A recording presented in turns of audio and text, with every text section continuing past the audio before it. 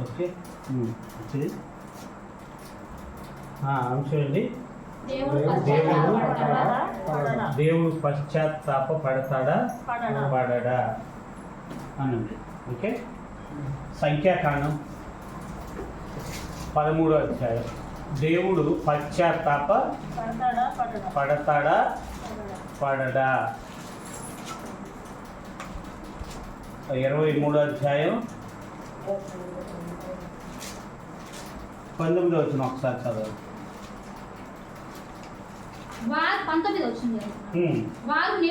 సంఖ్యాకాండము 23వ అధ్యాయం దేవుడు అబద్ధికు 19వ వచనం. దేవుడు అబద్ధమాడుటకు ఆయన మానవుడు కాడు. అది అబద్ధం ఆడటానికి మానవుడు మనిషి కాదు. అంటే దేవుడి దగ్గర ఏముండదు, అబద్ధం ఆడుటకు మానవుడు కాదు. ఆయన మానవుడు కాదు. అంటే దేవుడి దగ్గర ఏముండదు, అబద్ధం ఉండదు. తర్వాత పశ్చాత్తాపడుటకు ఒకటి అబద్ధం, రెండు ఏం మాట్లాడుతున్నాడు అంటే పశ్చాత్తాప పడుటకు ఆయన నరపుత్రుడు కాడు. ఆయన నరపుత్రుడు కాడు. ఆయన ఎవరు? దేవుడు. నరపుత్రుడు పుత్రుడు కాడు అన్నాడు. అర్థమైనా? నరపుత్రుడు కాడు అంటే దేవుడు అబద్ధం ఆడడు. రెండోది పశ్చాత్తాప పడడు. మొదటి సమూయేలు గ్రంథం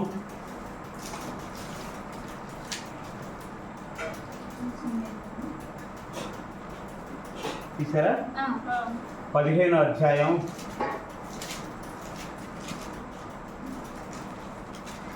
29వ వచనం ఒకసారి చదవండి. మరియు ఇశ్రాయేలీయులకు ఆధారమైన వాడు నరుడు కాడు. ఆయన అబద్ధమాడడు. నరుడు కాడు అని ముందు చెప్పి ఎందుకు, ఏ విషయంలో నరుడు కాదు? అబద్ధమాడడు. అంటే నరుడు ఏం చేస్తాడు అంటే ముందేమంటున్నాడు, నరుడు కాడు అంటే ఎందుకు నరుడు కాడు అని చెప్తున్నాడు అంటే అబద్ధం ఆడాడు కాబట్టి. అవునా? అది అబద్ధం ఆడడు. రెండు ఏం చేయడు, పశ్చాత్తాప పడడు.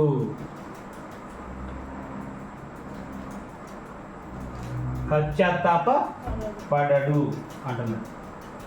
అంటే దేవుడు అబద్ధం ఆడడు, పశ్చాత్తాపడడు అని మనం లేఖనాలను బట్టి ఏం చేస్తున్నాం, తెలుసుకుంటున్నాం. అవునా కాదా? అయితే సౌలు గారి విషయంలో దేవుడు ఒక మాట అంటున్నాడు చూడండి. ఇదే 15వ అధ్యాయం 29 కదా మనం చదివింది. 35వ వచనం. సౌలు బ్రతికినా గాని సౌలును గూర్చి దుఃఖక్రాంతుడాయెను. మరియు తాను సౌలును ఇశ్రాయేలీయుల మీద రాజుగా నిర్ణయించినందుకు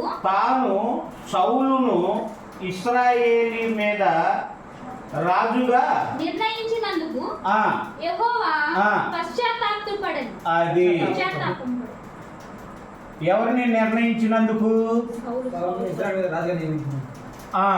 నిర్ణయించినందుకు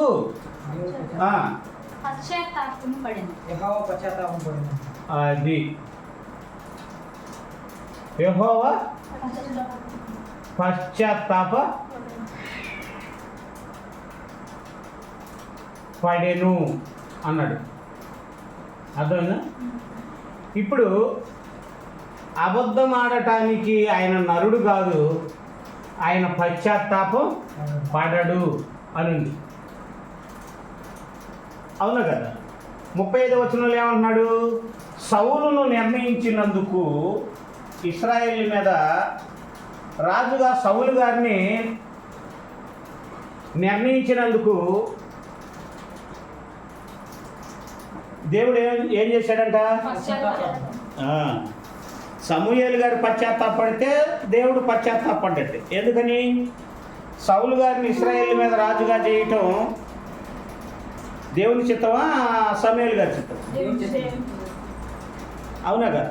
కాబట్టి ఇప్పుడు దేవుడు పశ్చాత్తాపడతాడా పడడా?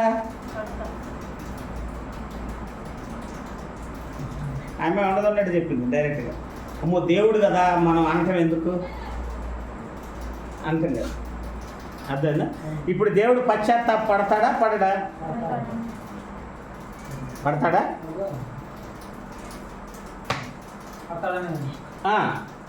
మరి దీన్ని ఏం చేద్దాం? పశ్చాత్తాపడడం అనేదాన్ని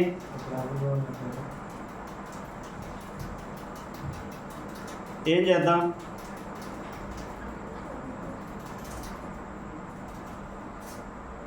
పైగా ఏమంటున్నాడు చూడండి, ఇర్మియా గ్రంథం 8వ అధ్యాయం 6వ వచనం. నేను చెవియొగ్గి వారి మాటలు విని ఉన్నాను, పనికి మారిన మాటలు వారు ఆడుకొనుచున్నారు. నేనేమి చేసిదినని చెప్పి తన చెడుతామును గూర్చి పశ్చాత్తాపడు వాడొకడును లేకపోయాను. దేవుడు ఏమంటున్నాడు? నేనేమి చేసి తినని చెప్పి, నేనేమి చేసి తిని, అర్థమైందా? నేనేమి చేసి తినని చెప్పి పశ్చాత్తాపడువాడు పశ్చాత్తాపడువాడు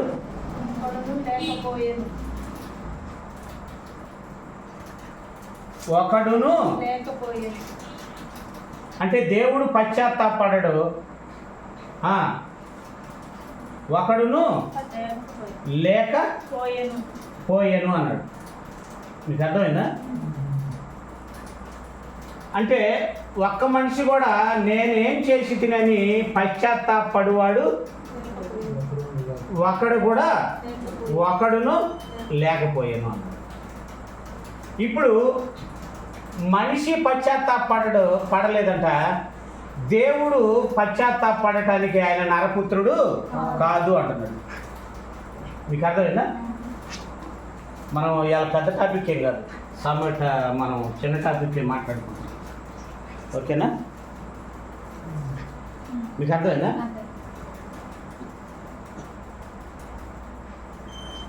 అబద్ధమాడుటకు ఆయన మానవుడు కాదు, పశ్చాత్తాపడటకు ఆయన నరపుత్రుడు కాదు అంటాడు.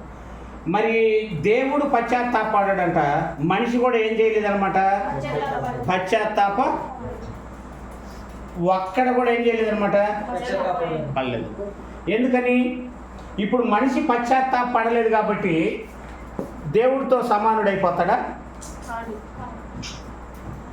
మరి ఆయన పశ్చాత్తాపడలేదు, మరి ఆయన ఏమంటున్నాడు? ఒక్కడు కూడా పశ్చాత్తాపడేవాడు ఒక్కడు కూడా లేడు అంటున్నాడు. మీకు అర్థమైందా? ఇప్పుడు దేన్ని తీసుకోవాలి? మీకు అర్థమైందా? దేన్ని తీసుకోవాలి? అందుకే ఎప్పుడు మీకు చెప్పేది ఒకటే, మనం దేవుని పిల్లలమైతే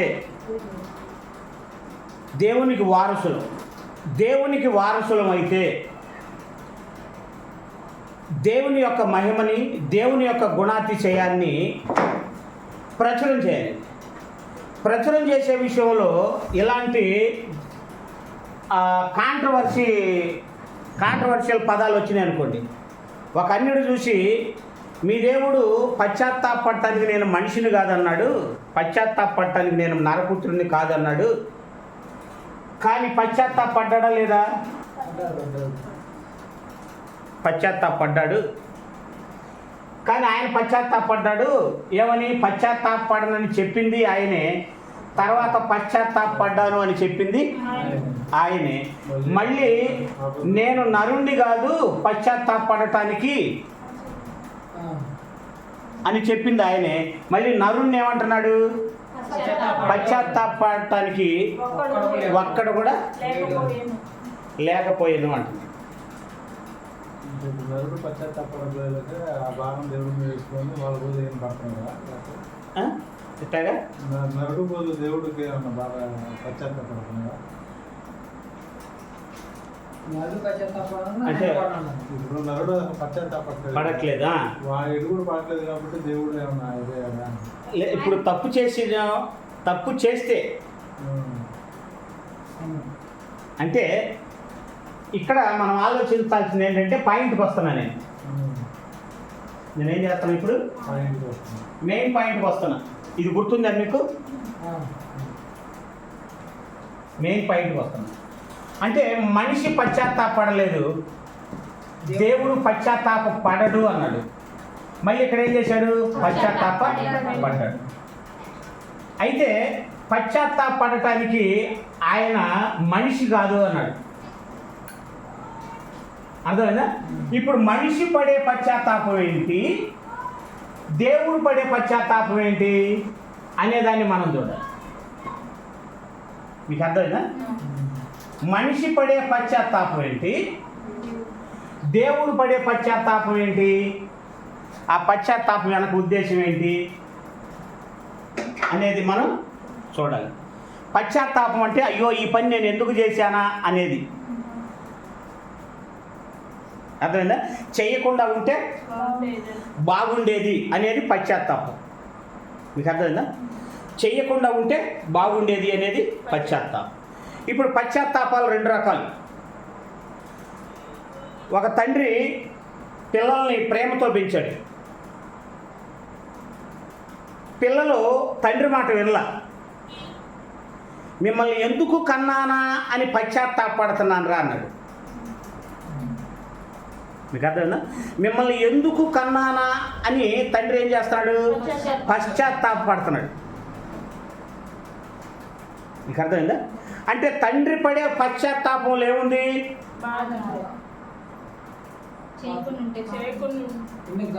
బాధ ఉంది, వేదన ఉంది. ఈ వేదన దేన్ని బట్టి కలిగింది? ప్రేమను బట్టి కలిగింది. అర్థమైందా? ప్రేమను బట్టి కలిగింది. మరి ప్రేమని కాకుండా కలిగే ప్రేమ ఏంటి? ఇర్మియా గ్రంథం 31వ అధ్యాయం. ఇక్కడ ఎఫ్రాయిము పశ్చాత్తాపం గురించి నేను మాట్లాడుతున్నాను మీతో. అర్థమైందా? ఎఫ్రాయిం పశ్చాత్తాపం గురించి నేను మాట్లాడుతున్నాను. మామూలుగా అయితే 15 నుండి రాసుకోండి, 17 నుండి చదవండి, 17 నుండి 19 వరకు చదవండి. దేవుని పశ్చాత్తాపానికి మనిషి యొక్క పశ్చాత్తాపానికి వ్యత్యాసం. రాబోవు కాలమునందు నీకు మేలు కలుగునను నమ్మిక ఉన్నది. నీకు మేలు కలుగునను నమ్మిక ఉన్నది. నీ పిల్లలు తిరిగి తమ స్వదేశమునకు వచ్చెదరు. ఇదే యెహోవా వాక్కు. నీవు నన్ను శిక్షించితివి, కాడికి అలవాటు కాని కోడె దెబ్బలకు లోబడినట్లుగా నేను శిక్షకు లోబడుచున్నాను. నీవు నా దేవుడవైన యెహోవావు. నీవు నా మనసును త్రిప్పిన ఎడల నేను తిరుగుదును అని ఎఫ్రాయిము. అంటే ఎఫ్రాయిం మనసు ఏమైంది? ఎందుకు బాధపడుతున్నాడు? దేవునికి వ్యతిరేకంగా ఉన్నాడు కాబట్టి. అర్థమైందా? దేవునికి వ్యతిరేకంగా ఉన్నాడు కాబట్టి. అని ఎఫ్రాయిము అంగలార్చుచుండగా నేను ఇప్పుడే వినుచున్నాను. నేను తిరిగిన తరువాత పశ్చాత్తాపడితిని. నేను తిరిగిన తర్వాత నా తండ్రివైన నీవు నన్ను తిప్పిన తర్వాత నేనేమైపోయాను? తిరిగిన తర్వాత పశ్చాత్తాపడ్డాను. ఎందుకు ఇలా బతికాను నేను ఎందుకు ఇలా తయారు అయ్యాను అని ఏం చేస్తున్నాడు? పశ్చాత్తాపడుతున్నాడు. మీకు అర్థమైందా? అంటే ఎఫ్రాయిం పడే పశ్చాత్తాపానికి పాపి పడే పశ్చాత్తాపం వేరు. పరిశుద్ధుడు ప్రేమతో వీళ్ళని ఎందుకు కన్నానా, ఎందుకు చేశానా అని పడే పశ్చాత్తాపం వేరు. ఈ పశ్చాత్తాపంలో ఎఫ్రాయిము పడే పశ్చాత్తాపంలో పాపం ఉంది. దేవుడు పడే పశ్చాత్తాపంలో ఏముంది? ప్రేమ ఉంది. ప్రేమతో. అందుకే దేవుడు నరులను చేసినందుకు యెహోవా సంతాపము ఉందాడట. నరులను చేసినందుకు ఏమయ్యాడంట అంటే ఏం చేశాడు? బాధపడ్డాడు. అర్థమైందా? బాధపడ్డాడు. ఏ బాధ? ఆయన పాపం చేసిన వాడు బాధపడతాడు. దావీదు గారు ఉన్నారు, పాపం చేశారు. దావీదు గారు ఏమన్నారంటే, దేవా నేను పాపం చేశానయ్యా. ఎందుకు పాపం చేశానో తెలుసా? నా తల్లి నన్ను పాపంలోనే, పాపం అంటే లోకంలోనే నన్ను గర్భం ధరించింది, లోకంలోనే నేను పుట్టాను, కాబట్టి నేను పుట్టిన లోకంలో పాపం ఉంది కాబట్టి పాపం చేశానయ్యా, నన్ను క్షమించు అన్నది. అంటే దావీదు గారి పశ్చాత్తాపంలో ఏముంది? పాపం చేశాను అనే పశ్చాత్తాపం. ఎఫ్రాయిము విషయంలో ఏముంది? పాపం చేశాననే పశ్చాత్తాపం ఉంది. అవునా కదా? అంటే దేవుడు పాపం చేస్తాడా పశ్చాత్తాపడటానికి? చేయడు. ఆయన పశ్చాత్తాపం అంటే ఏంటో తెలుసా? దానికి పర్యాయ పదం బాధ. అంటే ఈయన పశ్చాత్తాపంలో ప్రేమతో కూడిన బాధ ఉంది. ఎఫ్రాయిం పశ్చాత్తాపంలో పాపం చేశాను అనే ఇదిలో బాధ ఉంది. ఇప్పుడు ఈ రెండు పశ్చాత్తాపాలకి వ్యత్యాసం ఉందా లేదా? అంటే దేవుడు పశ్చాత్తాపడడు అంటే అర్థం ఏంటో తెలుసా? ఆయన తప్పు చేసి పడడు అని అర్థం. కానీ మనుషులందరూ పశ్చాత్తాపడేది ఏంటి? తప్పు చేసి పశ్చాత్తాపడతారు. ఈయన ప్రేమించి, మనుషుల్ని ప్రేమించి వాళ్ళ మీద నమ్మకం పెట్టుకొని నా కోసం బ్రతుకుతారనే ఆలోచనలు కలిగి ఉండి ఏం చేశాడు? అవును కదా? అవ్వాదం గారి దగ్గర స్టార్ట్ అయింది, చెడిపోయారు. అక్కడి నుంచి నోవా గారి కాలం దాకా ఏమైపోయారు? అక్కడ వేరు చేశాడా లేదా? అవ్వాదం గారి దగ్గర నుంచి కయ్యిన్ నుంచి వేరు చేశాడు, హేబేలు నుంచి చేతు నుంచి వేరు చేసుకుంటూ వచ్చాడు. మళ్ళీ ఏమైపోయారు? మళ్ళీ కలిసిపోయి మళ్ళీ అందరూ ఏమయ్యారు? పాపులుగా మారిపోయారు. ఈసారి అటాక్ కాదు అని చెప్పి లోతుగా నోవా గారి విషయం దగ్గరకు వచ్చేసరికి ఏం చేశారు? పాపులందరినీ నిర్మూలన చేసి పరిశుద్ధుల గుంపు కావాలనుకున్నాడు. మళ్ళీ ఓడ ద్వారా ఏం చేశాడు? కొత్త జనాంగాన్ని మొదలుపెట్టాడు. మళ్ళీ న్యాయాధిపతుల్లోకి వచ్చేసరికి యెహోవాని ఎరగని తరం 3వ అధ్యాయంలో అనుకుంటా, యెహోవాని ఎరగని తరం వచ్చింది. అంటే తరమే వచ్చిందా? చూడండి. అంటే ఏదేను తోటలోనూ అక్కడే బాధపడ్డాడు ఆయన. ఆదాము నేను తినొద్దన్న పండు తిన్నావా? అయ్యా తొందరపడి తిన్నానయ్యా, నా భార్యకి చెప్పలేకపోయా, నా భార్య ఇస్తే తిన్నానంటే అయిపోయింది. అంటే దేవుడి మీద ఏం చేశారు? నువ్వు ఇచ్చిన భార్య తినమంటే తిన్నాను అన్నాడు. అంటే అక్కడి నుంచి దేవుడికి ఏ బాధలు? అయ్యో నేను ఎందుకు ఇచ్చేసానా అని మిమ్మల్ని ఇచ్చేసుకొని నేను అంటే ముందు తెలియదా అంటే తెలుసు ఆయనకి. కానీ అందులో నుంచి వచ్చే బాధ ఇదే ఏం చేసిందంటే బాధపడి ఎందుకు చేశానా మిమ్మల్ని అనంత ఇదిగా. అసలు యెహోవాని ఎరగని తరం పుట్టింది అంటే పెద్దలందరూ ఏం చేసినట్టు? యెహోవా గురించి పిల్లలకి చెప్పలేదన్నమాట. అంటే పెద్దలు కూడా ఏం కానట్టు? యెహోవా అడుగుజాడల్లో నడవలేదన్నమాట. అంటే రాను రాను రాను రాను రాను రాను యెహోషువ గారు చనిపోయిన తర్వాత న్యాయాధిపతుల కాలంలోకి వచ్చేసరికి అక్కడ ఉంటుంది, పెద్దలందరూ చనిపోయిన తర్వాత వాళ్ళు తమ పితరుల కంటే ఎక్కువ పాపం, ఎక్కువ దుర్మార్గులైరి, అసలు యెహోవాని ఎరగని తరమే వచ్చింది అంటాడు. అంటే ఎంత బాధ ఉండాలి దేవుడికి? అంత బాధను దిగమింగుకుంటా దేవుడు ఏం చేశాడు అంటే, ఎందుకు మిమ్మల్ని నేను చేశానా అని బాధపడ్డాడు లేదా పశ్చాత్తాపడ్డాడు. అంటే దేవుడు పడే పశ్చాత్తాపంలో ఏముంది? ప్రేమ ఉంది. ఎదుటి వారికి మేలు చేయాలి, ఎదుటి వాళ్ళు బాగుండాలి, నా పిల్లలు చల్లగా ఉండాలి, ఎక్కడున్న వాళ్ళు నా పిల్లలు అని నన్ను ఎరగని వాళ్ళు చెప్పుకునే విధంగా ఉండాలి అని ఆయన ఆదాము గారి దగ్గర నుండి తరతరాలు తరతరాలు తరతరాలు ఇప్పటి వరకు కూడా మనిషి గొప్పగా ఉండాలనే ఇదితో ఆయన తన సంకల్పాన్ని మానుకున్నాడా? లేదు. చివరికి తన కుమారుని కూడా బలి ఇచ్చుకున్నాడు. అంటే ఆయన పడే పశ్చాత్తాపం ఏంటది? మేలు చేసి పశ్చాత్తాపడ్డాడు. మనం పాపం మన స్వార్థం కోసం, మన ఆనందం కోసం, మన సుఖాల కోసం ఎదుటి వాళ్ళని చెడగొట్టి ఎదుటి వారిని పాపంలోకి దింపి అప్పుడు మనం ఏం చేస్తాం? అప్పుడు పశ్చాత్తాపడతాం. అంటే మనం పడే పశ్చాత్తాపం కీడు వలన కలిగింది. మనం పడే పశ్చాత్తాపం కీడు వలన కలిగింది. దేవుడు పడే పశ్చాత్తాపం ప్రేమ వలన కలిగింది. అంటే దేవుడు ఏ విషయంలో పశ్చాత్తాపడ్డు? తప్పు చేసే విషయంలో పశ్చాత్తాపడ్డు. మేలు చేసి బాధపడతాడే తప్ప దేవుడు కీడు చేసి బాధ పడడు. కానీ మనిషి కీడు చేసి బాధపడతాడు. కీడు చేసి బాధపడతాడు. చేసింది కీడే, మళ్ళీ ఇదైతే. అవునా కదా? 19వ వచనం చదువు, ముగించుకున్నా. నేను తిరిగిన తర్వాత పశ్చాత్తాపడితిని. నేను సంగతి తెలుసుకొని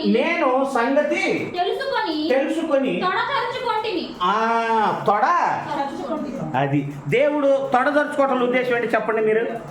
ఏదని చెప్పగలరా? ఎగ్జాంపుల్గా అర్థమయ్యేటట్టు తొడదరుచుకునే ఉద్దేశం. తొడదరుచుకునేది ఎవరు? ఇప్పుడు మనం ఉన్నాం, బిల్డింగ్ పని చేస్తున్నాం. కిటికీ ఎక్కడైతే పెట్టాలో అక్కడ పెట్టకుండా గోడ కట్టేశాం. ఏం చేస్తాం? అంటే తొడ తరుచుకున్నావా? ఎందుకు? తప్పు జరిగింది కాబట్టి. ఆయన తప్పు చేయడానికి మనిషా? ఏమన్నా నరపుత్రుడా? కాదు. అంటే తప్పు చేసిన వాడే తొడ తరుచుకుంటాడు. దేవుడు తొడ తరుచుకునేవాడు కాదు. ఎందుకని? ఆయన మహాజ్ఞాని, సర్వజ్ఞాని. ఆయన జ్ఞానం అంటే ఇంకా ఆయన ఇంకో వేరే ఒక పోల్చుకోవటానికి లేదనమాట. అంటే తప్పు చేసిన వాడే తొడదరుచుకుంటాడు. దేవుడు తొడదరుచుకునే పశ్చాత్తాపం కాదు ఆయనది. కన్న మమకారంతో వాళ్ళకి నేను ఎంత కష్టపడినా, ఎంత ఇది చేసినా వాళ్ళ కోసం ఏం చేశాడు? మన కోసం ఏం చేశాడు? నాయకులను పుట్టించాడు, పెద్దలను పుట్టించాడు, వాళ్ళని ఏర్పాటు చేశాడు. అక్కడి నుంచి కాదని న్యాయాధిపతులను పుట్టించాడు. మాకు న్యాయాధిపతులు వద్దంటే రాజుల్ని. అంటే మార్చుకుంటా మన కోరిక ప్రకారం ఏం చేశాడు? ఇది చేశాడు. కానీ మీకోసం నేను ఇంత చేస్తే నా కోసం మీరు ఇంకా పాపం నా కోసం బ్రతకకుండా మీరు ఇంకా పాపం చేసే స్థితిలోనే మీరుంటారా? అయ్యో మిమ్మల్ని ఎందుకు కన్నాను అనే పశ్చాత్తాపం ఏంది?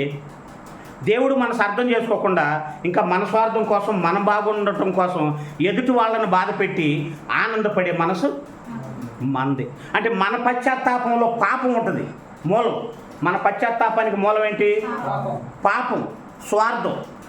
కానీ ఆయన పశ్చాత్తాపానికి మూలం ఏంటి? ప్రేమ, జాలి, దయ, త్యాగం. అదేనా? కాబట్టి ఎఫ్రాయిమ్ది తొడదరుచుకునే పశ్చాత్తాపం, దేవుడిది తొడదరుచుకునే పశ్చాత్తాపం కదా ఆయన. ప్రేమ చేయండి. కాబట్టి ఇప్పుడు దేవుడు పశ్చాత్తాపడతాడా? పడతాడు. ఏ విషయంలో? అది. అందుకని హేతువాది అడిగితే ఏం చేయాలి? సత్యవాక్యాన్ని సరిగా విభజించాలి. విభజించకపోతే మన తండ్రి అయిన దేవుణ్ణి లేదా బైబిల్ని ఏం చేస్తారు? అవమానపరుస్తారు. అవమానం వస్తుంది, అవునా కదా? అందుకని నాకు ఎక్కువ ఏది ఇష్టమో తెలుసా? ఏ పదం అయితే క్రైస్తవ్యానికి అర్థం కాలేదో, ఏ పదం దగ్గర అయితే అన్ని జనుడు సైతం వంక పెడతాడు అనుకుంటానో అక్కడే ఆగిపోతా. 66 పుస్తకాలు ఎంతైనా సరే ఇది చేస్తాం. ఎందుకని? ఇది ముందు నాకు అర్థం కావాలి. లేకపోతే రేపు హేతువాది అడిగితే, నాస్తికుడు అడిగితే మా నాన్నకి అవమానం కదా. మా నాన్న మీద అవమానం పడకుండా మా నాన్నకి ఘనత వచ్చే విధంగా ఆ లేఖనాన్ని నేనేం చేయాలి అని కోరిక ఉండాలి? పరిశీలించాలి. పరిశీలించి ఏం చేయాలి? ఇచ్చాలి. ఇందాక మీకు చెప్పా ఎగ్జాంపుల్గా, బలిపీఠం కింద యోహాను గారు ఏం చేశాడంట? వధింపబడిన వారి ఆత్మల్ని బలిపీఠం కింద చూశాను అన్నాడు. ఇందాక ప్రశ్న వేశారు, వధింపబడిన వారు పరదేశంలో ఉంటారా, బలిపీఠం కింద ఉంటారా? మీకు అర్థమైందా? కానీ యోహాను గారు ఏమన్నాడు? వధింపబడిన వారి ఆత్మలు ఎక్కడ చూశాడంట? బలిపీఠం కింద చూశాడంట. అంటే చనిపోయిన వాళ్ళు బలిపీఠం కింద ఉంటారా, పరదేశంలో ఉంటారా నీతిమంతులు? కానీ ఈ యోహాను గారు ఎక్కడ చూశాడంట? బలిపీఠం కింద చూశాడంట. అంటే వాళ్ళు ఇంకా పరదేశి కానీ చనిపోయి అక్కడికి వెళ్ళలేదా? భూమి మీదనే బలిపీఠం కింద ఉన్నారా? మరి బలిపీఠం అంటే ఏంటి అని అప్పుడు ప్రశ్న వేసింది అనమాట. బలిపీఠం అంటే ఏంటి? బలిపీఠం కింద ఉండటం అంటే ఆ ఒక్క పదానికి ఆన్సర్ ఎత్తుక్కోవటం ఎంత కష్టమో తెలుసా? చెబితే ఓహో ఇదా అనటం చాలా ఇది, కానీ ఇది చెప్పటానికి ఎంత కష్టపడ్డాడో, ఎంత ఒకసారి మైండ్ హీట్ ఎక్కిపోద్ది తెలుసా? అర్థం దొరకకపోతే దేవుడి మీద కోప్పడ్డ సందర్భాలు ఉంటాయి, ఇప్పటికి కూడా ఉంటాయి. దేవుడి మీద నేను ఇప్పటికి కూడా నాకు ఇది అర్థం కాలా, నీ అన్ని జనుడు ఎవరైనా అడిగితే నీకు అవమానం, అది ఒక మానసికమైన వేదన ఉంటుంది. అది దొరికినప్పుడు ఎంత ఆనందంగా ఉంటుందో తెలుసా? అమ్మయ్యా ఇది బయటికి చెప్పాలి అర్థమైందా? కాబట్టి దేవుడు పడతాడా పడడా? పడతాడు. ఈ పశ్చాత్తాపం వెనక ఏముంటుంది? ప్రేమ ఉంటుంది. మనిషి పడే పశ్చాత్తాపం వెనక ఏముంటుంది? పాపం ఉంటుంది. కాబట్టి ఆయన మనిషిలాగా పాపం చేసి పశ్చాత్తాపడేవాడు కాదు, మేలు చేసి పశ్చాత్తాపడేవాడు. మనిషి కీడు చేసి పశ్చాత్తాపడతాడు. అది దేవుడి యొక్క పశ్చాత్తాపానికి దీనికి. కాబట్టి ఈ రిఫరెన్స్ యొక్క ఉద్దేశం ఏంటి తెలుసా? దేవుడు మనిషిలాగా పాపం చేసి పశ్చాత్తాపడ్డన్న ఉద్దేశం. ఓకేనా? అది కాబట్టి ఇంకా ప్రశ్నలు ఉంటే మరి ప్రశ్నించండి, ఇప్పుడు కాకపోయినా రేపైనా మాట్లాడ